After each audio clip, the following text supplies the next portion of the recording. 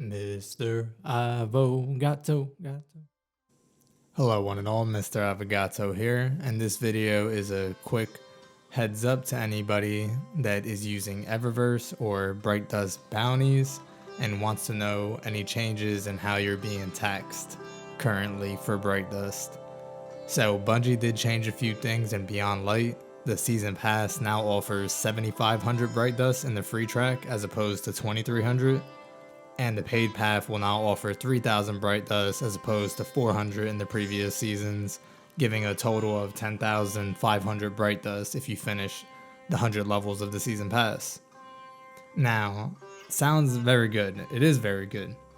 That means that players that don't get to play as much or they're, simply don't have the time to play as much due to their schedules, work, etc., now they get to get Bright Dust just from finishing the season pass within the season. Now, something that they also changed was weekly bounties, such as the bounties from Zavala, Drifter, as well as Shaxx, now actually only award 100 Bright Dust each, rather than 2. So what does that mean? That means that your usual 3,600 Bright Dust, if you did every single Bright Dust weekly bounty for every single one of your characters, is now cut in half. So instead of 3,600, you're getting 1,800 Bright Dust, which is the equivalent of about 1.5 characters, how it was in the previous seasons. Let's break it down a little bit further, yeah? There's 90 days in the season. It's a little bit over 12 weeks. We're just gonna say 12 weeks. Now, 12 weeks at the old Bright Dust would have been 43,200 for those really hardcore players that finished every single bounty for every character for every week, and that's not even accounting for the extra 10 Bright Dust for those repeatable bounties, but I digress. Now, the current system, if you were to do every single character, every single weekly, every single week for the whole season, you're getting 21,600 Bright Dust. So let's go ahead and add that 10,500 that they gave us on the pass. Now you're at 32,100. So it's still less by a decent amount than if you were to have it the normal way. Now I'm going to play a little bit of devil's advocate here. That is good for players that aren't as hardcore, they're more casual, they don't really get on all the time, they have other things to do, other games to play. Now that's perfectly fine, and that's mainly probably the reason why they upped the Bright Dust in the past. Now why cut the other Bright Dust though? The whole point was they want to push players to continue to play and play on all characters, but doing this actually makes it seem more of a get the pass done, and why waste my time, why waste your time grinding for half of what we've been getting before?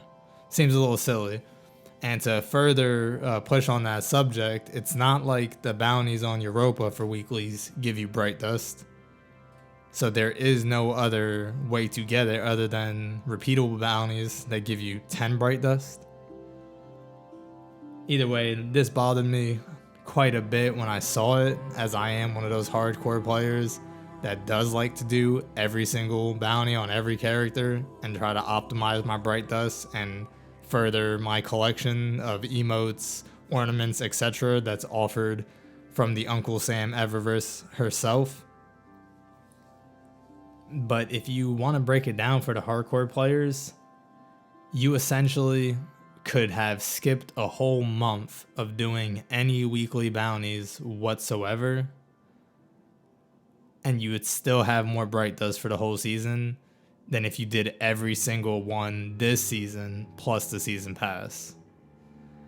Once again, I'm just playing a little back and forth here because at the end of the day, I know 100% I'm addicted to this game. I'm going to continue playing it regardless. I'm going to grind out regardless.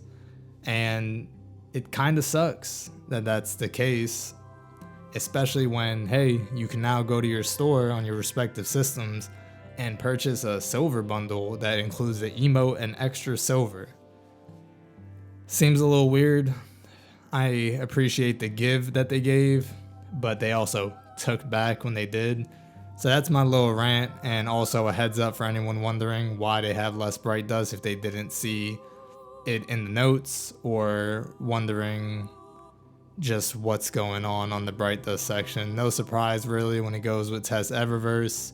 She is the Uncle Sam in our destiny, asking for more and more and giving less for free. The only other argument that I can make is there are a lot more engrams on the pass, but let's be honest, press preview on it, you're not getting no Bright Dust from that engram. You're getting old items that you probably already spent Bright Dust on in the previous seasons when your work was rewarded more than it is now.